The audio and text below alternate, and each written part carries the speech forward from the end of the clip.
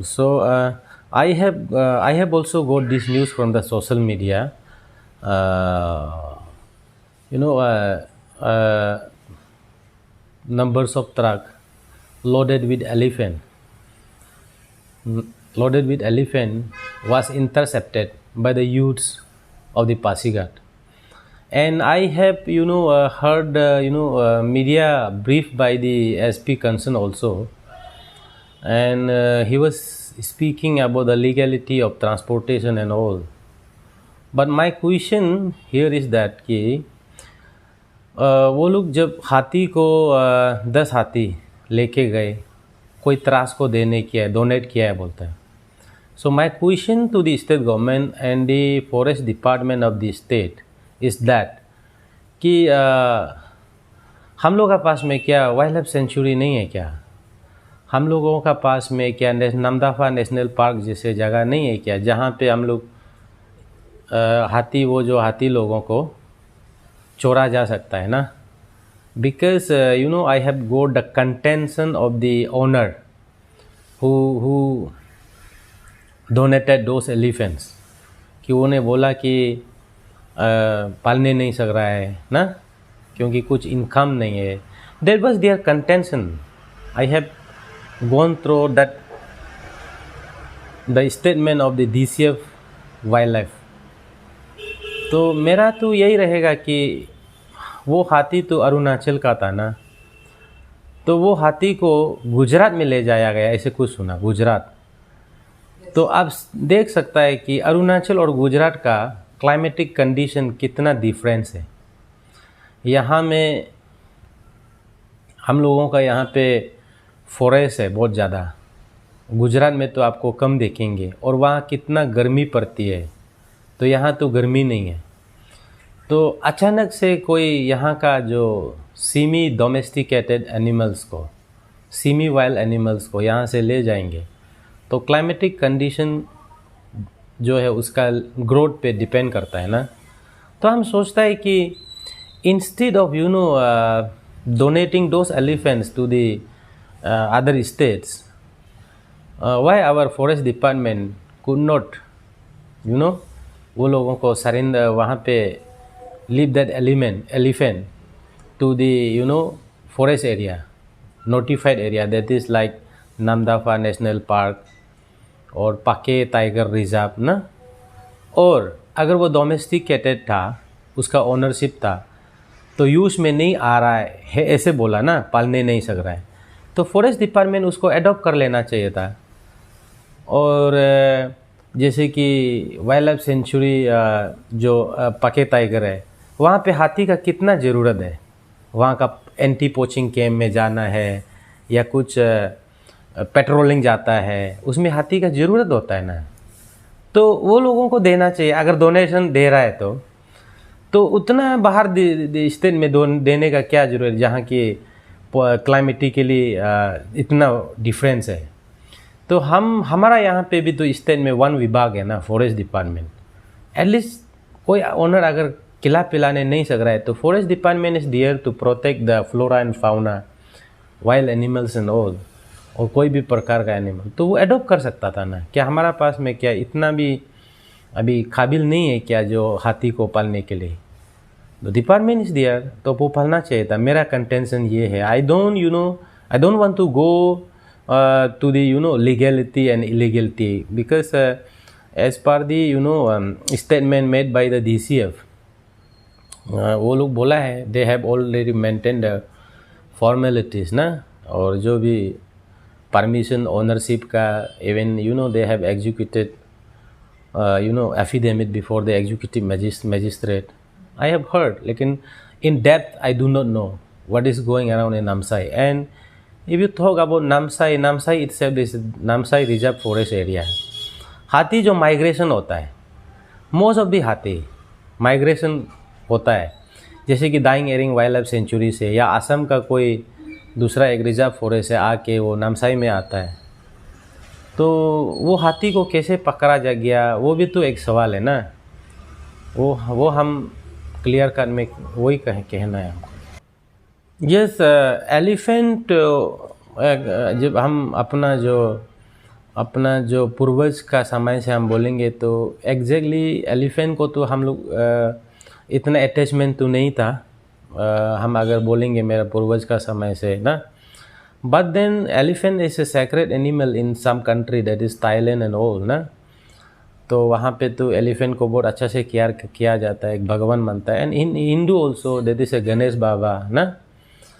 तो वो ये बहुत सीरियस कंसर्न है। इट इज़ हम लोगों को ऐसे दिखा रहा है कि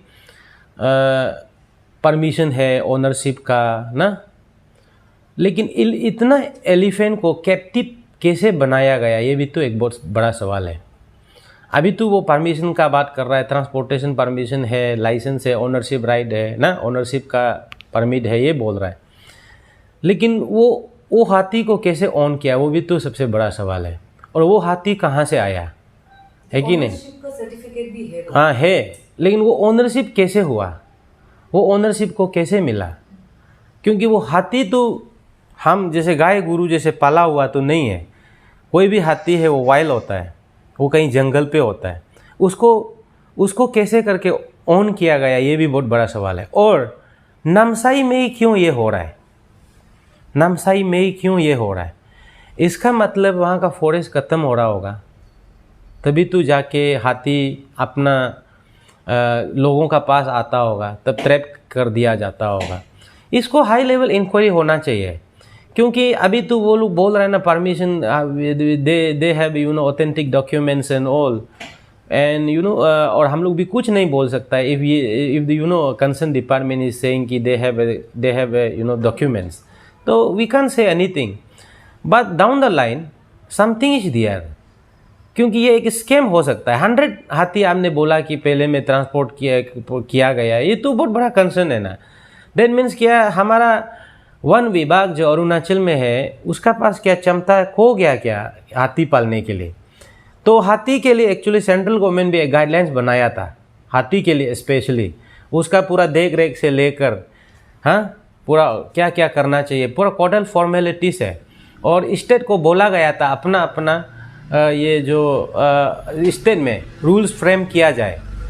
हाँ, और जब तक रूल्स फ्रेम नहीं होता है तो सेंट्रल रूल्स जो गाइडलाइंस जो हाथी के लिए था वो चलते रहेंगे, ऐसे बोला गया था। लेकिन पता नहीं है, I do not know whether ये गाइडलाइंस को वो लोग फॉलो नहीं कर पाके इसलिए ट्रांसपोर्ट कर रहे हैं, रीजन फॉलो नहीं कर पा रहा है। हाँ। क्यों नहीं कर पा रहा है, वो तो सबसे बड़ा सवाल है ना।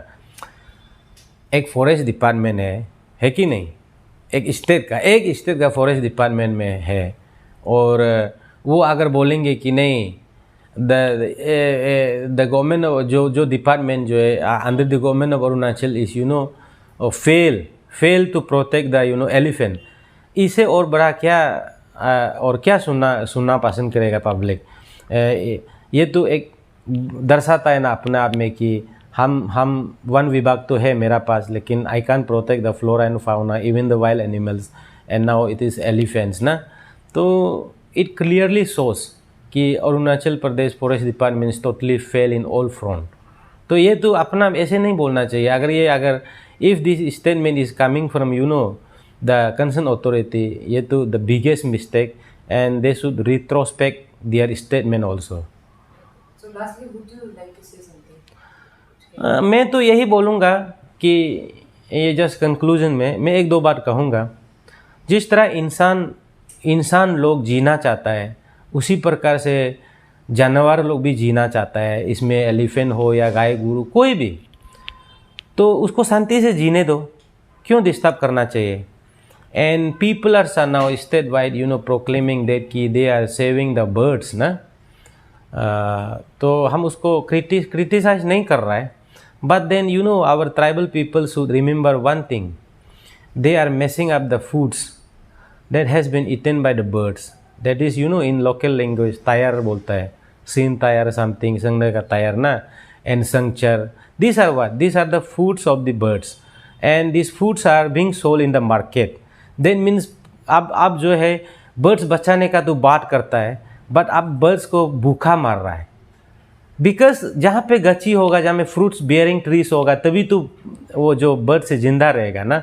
एंड एनिमल्स ऑल्सो, जो डियर्स है जो संचर को खाता है, I do not know what is in English संचर को क्या बोलता है मालूम नहीं, लेकिन संचर बोल के बोल रहा है। अभी यू विल फाइंड संचर एंड टायर in every house, then means इतना इंसान लोग कंज्यूम कर रहा है कि नहीं। इसका मतलब ये जो है जानवर के लिए जो है ये बहुत बड़ा एक खतरा का संकेत है, क्योंकि खाना नहीं खाएंगे तो बर्ड्स कैसे जिंदा रहेंगे, है कि नहीं। तो हम लोग इंसान लोग क्या करना है कि वो सिंचर का गाछी, टायर का गाछी ना, और जो भी फ्रूट बियरिंग ट्रीज है जो पहाड़ में है उसको हम लोग गिराना नहीं चाहिए, सो दैट कि बर्ड्स इंजॉय कर सके, है कि नहीं। बिकॉज जैसे कि हम लोग का भी कोऑपरेटिव चावल जब राइस बनना ख़त्म होगा तो हम लोग भी इंसान लोग मरेंगे ना। उसी प्रकार से जो ट्रीज होता है, जो फ्रूट बियरिंग ट्रीज होता है, वो एक बर्ड्स का पीडीएस राइस जैसे होता है, सप्लाई राइस जैसे। अगर वही ख़त्म हो जाएगा तो you know talking about saving the birds is meaningless and useless. So overall flora and fauna को हम लोग प्यार करना है कि नहीं। सब लोग प्यार करना चाहिए और हम लोग नष्ट नहीं करना चाहिए, है कि नहीं। मैं तो यही कहूँगा कि सबका साथ मिल के रहे, चाहे वो इंसान हो, चाहे वो जानवर हो, चाहे जंगल हो, जो भी चीज़। Because you know world will be beautiful when you know we will live together and all. Thank you very much.